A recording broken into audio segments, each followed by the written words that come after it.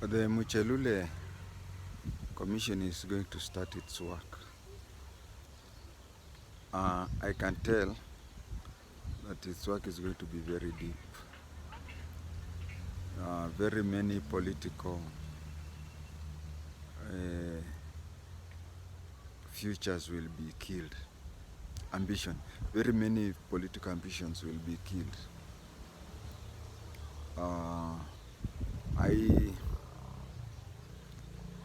I tend to believe that Masit should have resigned with the others. Her delay, you see the structured way they were resigning, one today, the other one tomorrow, then the other one the third day. We were testing ground, but unknown to them, it was becoming obvious to the appointing authority that probably they will all retire or resign, and therefore defeat the purpose of the commission. Even if she resigns now, it is quite possible that the commission will be reconstituted afresh to inquire on what actually happened. That is the momentum now. Who is the chair? Judge of the Court of Appeal, MUCHELULE. I want to remind you three things about MUCHELULE. Of course, as a judicial officer, you are supposed to just use the law and the evidence presented. But if I'm not wrong, I think MUCHELULE was arrested by Kinoti. He had withdrawn some cash and he was caught in his office with foreign currencies. He said that he has kids abroad and he had exchanged his money into hard currency to take them abroad so that he pays fees for his kids. That is point number one you have to remember about MUCHELULE. Two, remember MUCHELULE is among the judges whom the previous government refused to appoint. He was a judge of the High Court and the previous government refused to appoint him into the Court of Appeal. And lastly, remember the Jamhuri Day conferment of medals. He was conferred with a medal. Now, I said in an earlier tape that by Masit staying there, it was going to be a lose-lose situation. Because if she wins the case, which I doubt, they'll say that she's a Kalenjin, the tribe of Ruto. And if she loses, she will lose even all the benefits. I think the three, Cherera and the other two commissioners, will be paid their dues for the period worked. However, whichever way this thing comes. But if Masit goes up to the end and she loses the case, she not only loses the acquired money and whatever, she will also be impeached. I call it impeached because I do not think she will ever work for any government department henceforth. And you can see her lawyer is Donald Kipkorir. Donald Kipkorir is an ODM person. So, and you know she's also a lawyer. Donald Kipkorir may be pushing an ODM agenda. And that comes to that. As we go back to the case of this thing, the president or the appointing authority may want to know exactly what happened.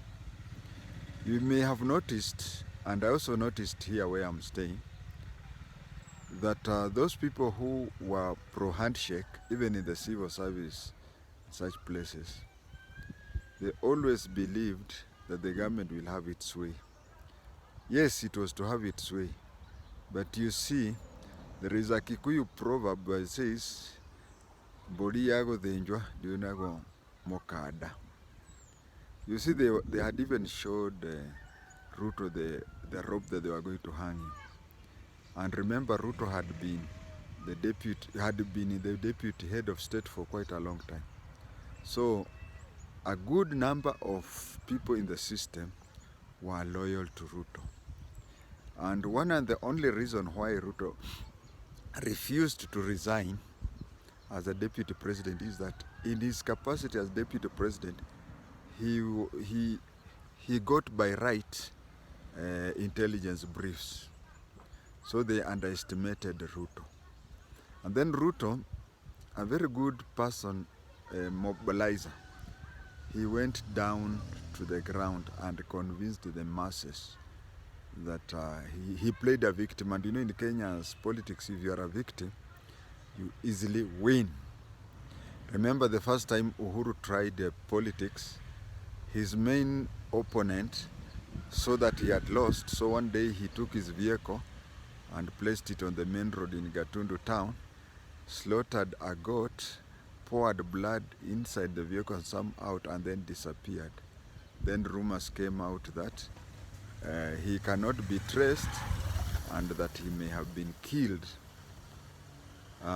Then the word quickly went around that the father killed JM, now the son is killing and that is how a political nobody won there. So in politics, the people, getting people's sympathy is a very important thing. Now, I could see a lot of people who are associated with I was even being told by some that competing against the government is like competing against an elephant in long haul. So you may find a lot of people are doing things carelessly, and you see their fingerprints are still all over. So when the MUCHELULE commission goes out for those fingerprints, a lot of people will be caught red-handed. I want to talk about two instances. Especially concerning Junet. There is a meeting Junet had which was attended by some Kikuyu politicians. And Junet confidently told people that this is going to be a Nyanza Luo government. The Kikuyus will be coming. Those are the impunity. Just first of all win the seat and then show your claws. There is even another one where he was saying that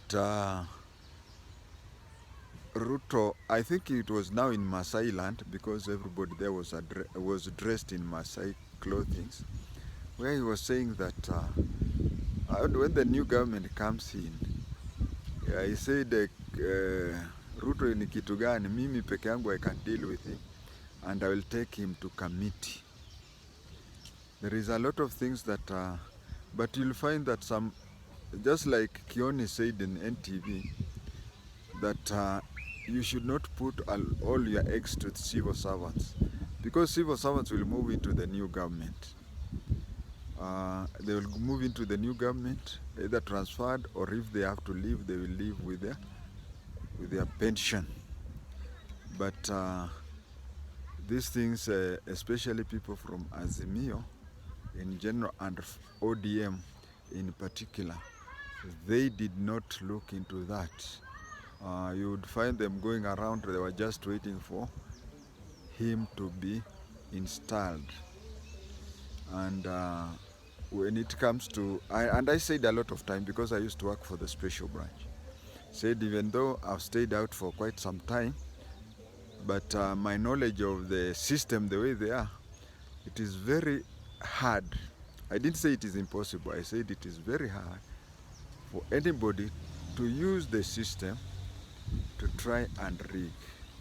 But lastly, I want to tell all future candidates, be they MCS be they presidents. Go to the ground. Have a look especially at the polling room where the presiding officer counts the vote. If you don't look at the polling station, you have lost it.